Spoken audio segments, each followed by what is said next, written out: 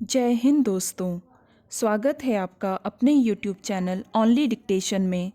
दोस्तों, आज की डिक्टेशन आपको 80 शब्द प्रति मिनट और 90 शब्द प्रति मिनट की स्पीड से मिलेगी। आप जिस भी स्पीड में लिखना चाहते हैं लिख सकते हैं। तो चलिए शुरू करते हैं। 80 शब्द प्रति मिनट डिक्टेशन शुरू होगी 3 सेकंड बाद।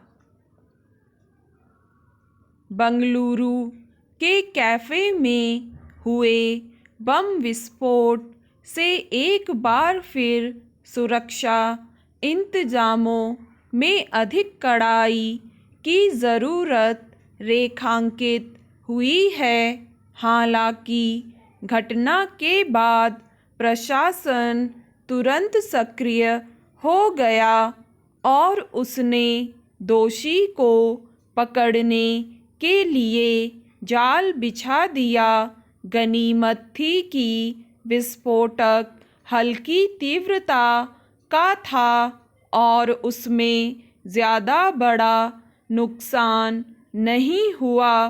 उसमें 10 लोग घायल हो गए।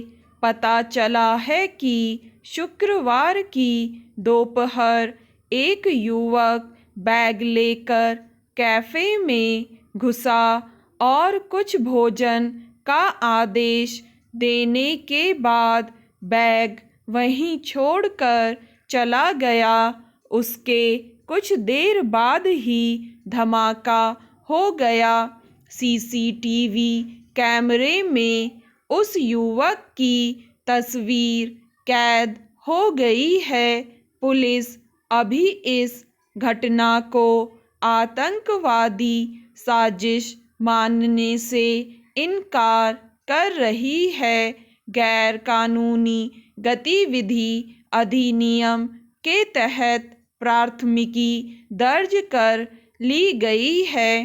हालांकि पुलिस इस विस्फोट का अध्ययन करीब 14 महीने पहले मंगलुरु में इसी तरह एक प्रेशर कुकर में हुए विस्फोट से जोड़कर करने का प्रयास कर रही है, मगर यह सवाल अभी तक अनुत्तरित है कि अगर इस विस्फोट के पीछे किसी आतंकवादी संगठन का हाथ नहीं है तो आखिर वहाँ किस तरह के अपराधी संगठन सक्रिय हैं जो बंगलुरु में दहशत पैदा करने की कोशिश कर रहे हैं। बंगलुरु कर्नाटक की राजधानी है और वहाँ अनेक देशी विदेशी सॉफ्टवेयर कंपनियों के मुख्यालय और शैक्षणिक संस्थान भी हैं। किसी व्यावसायिक शहर में इस तरह विस्फोट की घटनाओं से वहाँ के कारोबारियों के मनोबल पर बुरा असर पड़ता है। खासकर विदेशी कंपनियां ऐसी असुरक्षित जगहों पर अपना कारोबार चलाना ठीक नहीं मानती। इसलिए भी कर्नाटक सरकार के लिए यह विस्फोट एक चुनौती की तरह हुआ है।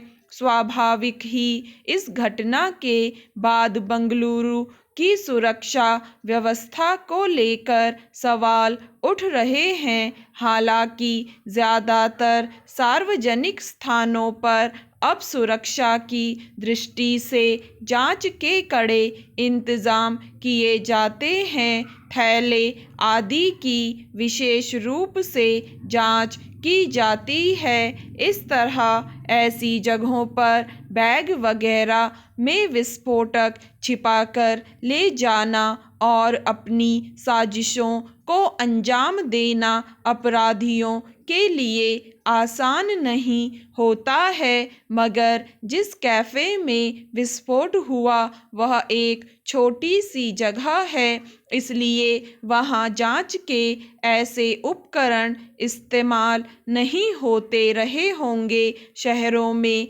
ऐसी अनेक छोटी छोटी जगहें होती हैं जिनमें 20-50 लोगों के बैठने और नाश्ता भोजन आदि की व्यवस्था होती है। ऐसी जगहों पर प्रायः मशीनों से लोगों और चीज़ों की जांच के इंतज़ाम नहीं किए जाते। उसी का फ़ायदा बंगलुरु विस्फोट के अपराधी ने उठाया। स्टॉप। दोस्तों, अब यही डिक्टेशन आपको मिलेगी 90 शब्द प्रति मिनट की गति से 3 सेकंड बाद। बंगलुरु के कैफ़े में हुए बम विस्फोट से एक बार फिर सुरक्षा इंतज़ामों में अधिक कड़ाई की ज़रूरत रेखांकित हुई है। हालांकि घटना के बाद प्रशासन तुरंत सक्रिय हो गया और उसने दोषी को पकड़ने के लिए जाल बिछा दिया। गनीमत थी कि विस्फोटक हल्की तीव्रता का था और उसमें ज़्यादा बड़ा नुकसान नहीं हुआ। उसमें 10 लोग घायल हो गए। पता चला है कि शुक्रवार की दोपहर एक युवक बैग लेकर कैफ़े में घुसा और कुछ भोजन का आदेश देने के बाद बैग वहीं छोड़कर चला गया। उसके कुछ देर बाद ही धमाका हो गया। सीसीटीवी कैमरे में उस युवक की तस्वीर कैद हो गई है। पुलिस अभी इस घटना को आतंकवादी साजिश मानने से इनकार कर रही है। गैर कानूनी गतिविधि अधिनियम के तहत प्राथमिकी दर्ज कर ली गई है। हालांकि पुलिस इस विस्फोट का अध्ययन करीब 14 महीने पहले मंगलुरु में इसी तरह एक प्रेशर कुकर में हुए विस्फोट से जोड़कर करने का प्रयास कर रही है, मगर यह सवाल अभी तक अनुत्तरित है कि अगर इस विस्फोट के पीछे किसी आतंकवादी संगठन का हाथ नहीं है तो आखिर वहाँ किस तरह के अपराधी संगठन सक्रिय हैं जो बंगलुरु में दहशत पैदा करने की कोशिश कर रहे हैं। बंगलुरु कर्नाटक की राजधानी है और वहाँ अनेक देशी विदेशी सॉफ्टवेयर कंपनियों के मुख्यालय और शैक्षणिक संस्थान भी हैं। किसी व्यावसायिक शहर में इस तरह विस्फोट की घटनाओं से वहाँ के कारोबारियों के मनोबल पर बुरा असर पड़ता है। खासकर विदेशी कंपनियां ऐसी असुरक्षित जगहों पर अपना कारोबार चलाना ठीक नहीं मानती। इसलिए भी कर्नाटक सरकार के लिए यह विस्फोट एक चुनौती की तरह हुआ है। स्वाभाविक ही इस घटना के बाद बंगलुरु की सुरक्षा व्यवस्था को लेकर सवाल उठ रहे हैं। हालांकि ज़्यादातर सार्वजनिक स्थानों पर अब सुरक्षा की दृष्टि से जांच के कड़े इंतजाम किए जाते हैं। थैले आदि की विशेष रूप से जांच की जाती है। इस तरह ऐसी जगहों पर बैग वगैरह में विस्फोटक छिपाकर ले जाना और अपनी साजिशों को अंजाम देना अपराधियों के लिए आसान नहीं होता है, मगर जिस कैफ़े में विस्फोट हुआ वह एक छोटी सी जगह है, इसलिए वहाँ जांच के ऐसे उपकरण इस्तेमाल नहीं होते रहे होंगे। शहरों में ऐसी अनेक छोटी छोटी जगहें होती हैं जिनमें 20-50 लोगों के बैठने और नाश्ता भोजन आदि की व्यवस्था होती है। ऐसी जगहों पर प्रायः मशीनों से लोगों और चीज़ों की जांच के इंतज़ाम नहीं किए जाते। उसी का फ़ायदा बंगलुरु